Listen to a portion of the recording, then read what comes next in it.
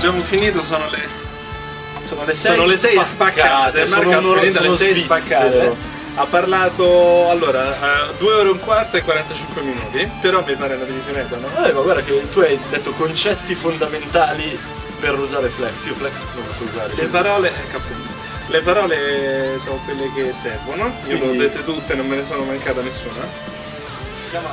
Vabbè, grazie a tutti, spero che l'audio... È stato un piacere. Soprattutto, nota personale che verrà tagliata tanto. Credo che l'audio degli end speech non si sentirà. Quindi guardatevi le proiezioni dello schermo e buon divertimento.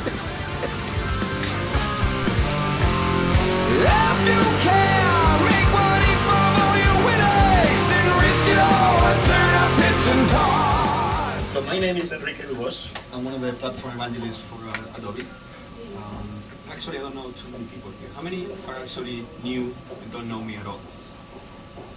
So the first question is why did we decide to build this thing called Air? That's a very good question, right?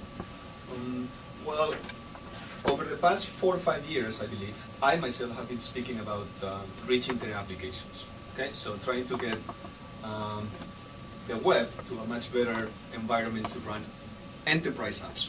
Okay? Mainly because the browser is, with HTML, was not powerful enough to deliver high-end user interfaces. So that's the whole idea behind moving from the client server to the web, and then from the web to the rich internet application space.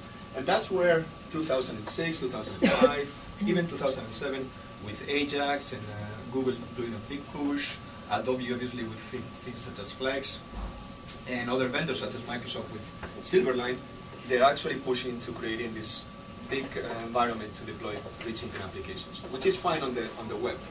Now there are some situations where the web, just because the browser doesn't provide you enough functionality to deploy the applications that you want to write. And in those situations you want to move back to the desktop. But you still want to have those desktop applications being connected to the web. Because at the end of the day, if you think about the web, what is the web? It's just a network. Just a network with functionality there, with data that you access through an API. And that API could be a web service, could be a REST call through HTTP, or could be a Java class deployed somewhere.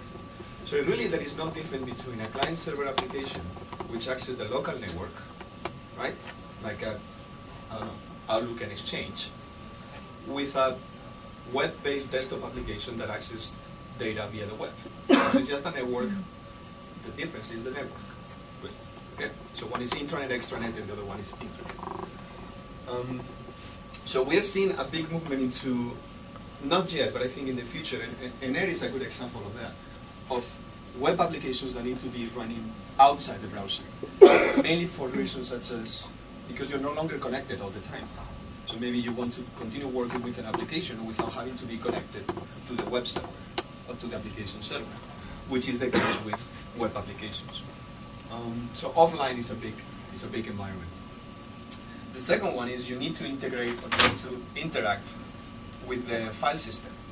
Maybe because you want to read data, you want to write data, you want to be able to integrate with the clipboard, you want to be drag and dropping data from your desktop application, which is web-enabled, with some of the operating system applications and so forth. So interacting with the desktop is also a huge need there. And the third one I would say is the ability to deploy applications that are, I would say, the look and feel is the look and feel that you want. Now, for instance, I think Marco is going to show you, you're going to show them eBay, right? Yeah. Okay. So eBay, how many of you are eBay users? Or have been to eBay? Okay. I use it all the time to buy things that I don't need, but I just buy them most of the times. So if you want to go to eBay, what is the first thing you need to do? You need to launch the browser. You need to launch the browser, then from the browser you need to go to eBay. Right? So that's right there is just 2 steps. But you always go through the browser, so the experience is Mozilla, Safari, Explorer, whatever you're using. Now, one of the things that eBay did by using Air is personalize their application. So the eBay application is customized, the look and feel is eBay, it looks like eBay, and if you want to just go to sell stuff or to buy items, you just click on your desktop Air application. It takes you right into eBay. So you eliminate the process of going through the browser, and you also eliminate or target the application to what you want it to look like. Okay? So phone right here. So customizing, targeting the application to your customer needs or to your look and feel, to your brand is also a huge impact from foreign applications. So those are, I would say, the three main apps, which is what I can say, right? So we're really seeing a convergence between the desktop, which I would say is all these Windows, even Mac. When I'm a Mac user, and I've been using these widgets, right? The widgets, let me show you what the widgets are. I believe in, so these are the widgets, right? I believe in Vista is called gadgets, which is the same thing. One of the new features of Microsoft Vista is this thing called gadgets.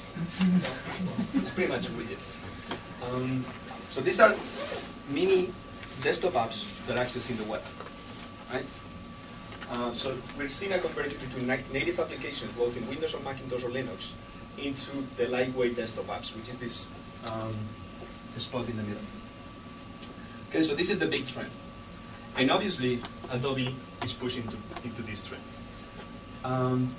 So I would say these are the three most used formats on the web, for sure. We know HTML, obviously, Flash, and PDF.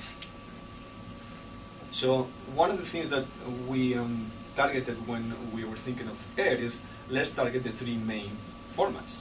And well, we kind of know two of them pretty well because they are ours, right?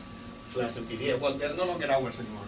PDF, I don't know if you know this, but we released PDF as part of the ISO, so we no longer own the PDF standard. It's a community open standard. So if anyone tells you PDF is owned by Adobe, not true. It's open source. Okay?